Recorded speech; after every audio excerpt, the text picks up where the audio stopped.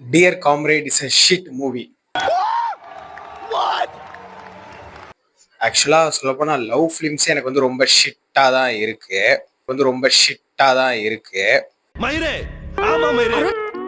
So yes, welcome to the video. So வந்து recent டைம்ஸ்ல நான் பார்த்த நிறைய காதல் படங்கள் வந்து எனக்கு பெருசா ஒர்க் ஆகல. லைக் தேரே இஷ்குமேன் ஆகட்டும், யூத் ஆகட்டும், வித் லவ் ஆகட்டும், இந்த மாதிரி வந்து டியூடு கூட வந்து சொல்லலாம்.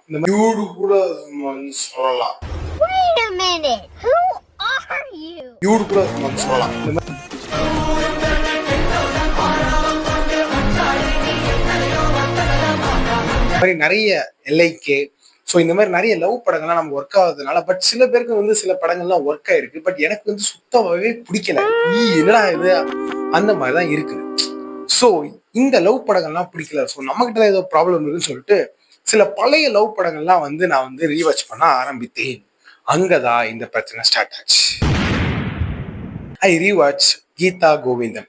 ஆக்சுவலா இந்த படம் வந்து எனக்கு வந்து சின்ன வயசு வந்து ரொம்பவே பிடிச்சிருந்தது. ஸோ வந்து அதை ரீவாச் பண்ணேன். எனக்கு சுத்தமா பிடிக்கல. அந்த படம் வந்து சுத்தமா ஒர்க் ஆகல. என்னடா படம்ங்கிற மாதிரி வந்து எனக்கு வந்து இருந்துச்சு. ஓகே, நம்ம லெவல் ஆஃப் டேஸ்ட் தான் இன்க்ரீஸ் ஆயிடுச்சுன்னு சொல்லிட்டு இந்த டியர் காம்ரேட் படம் வந்து அப்பவுமே வந்து எக்ஸ்ட்ரானரியா இருந்துச்சு. ஸோ அதை பக்கம் பார்த்தா ஒரு ஆவரேஜான ஃபிளிக்காக தான் இருந்துச்சு. ஓகே, அப்போ வந்து I am suffering from any சிண்ட்ரோமான்னு சொல்லிட்டு நானே வந்து என்னை டவுட் பண்ண ஆரம்பிச்சிட்டேன். எஸ், அதாவது வந்து நமக்கு லவ் படவே பிடிக்க மாட்டேங்குது, நம்ம ஏதோ ஒரு சிண்ட்ரோம்ல இருக்கோம், என்ன சிண்ட்ரோம் அதுன்னு சொல்லிட்டு நான் யோசிக்க ஆரம்பிச்சிட்டேன்.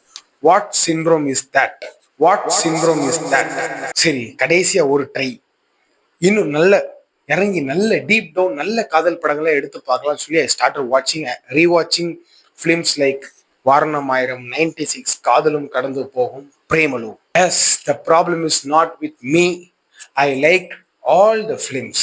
ஸோ ப்ராப்ளம் வந்து என்கிட்ட இல்லை, எந்த சிண்ட்ரோம் எனக்கு கிடையாது. இப்போ படம் எடுக்கிறவனு தான் வந்து ஒழுங்காக எடுக்க மாட்டேங்கிறாங்க.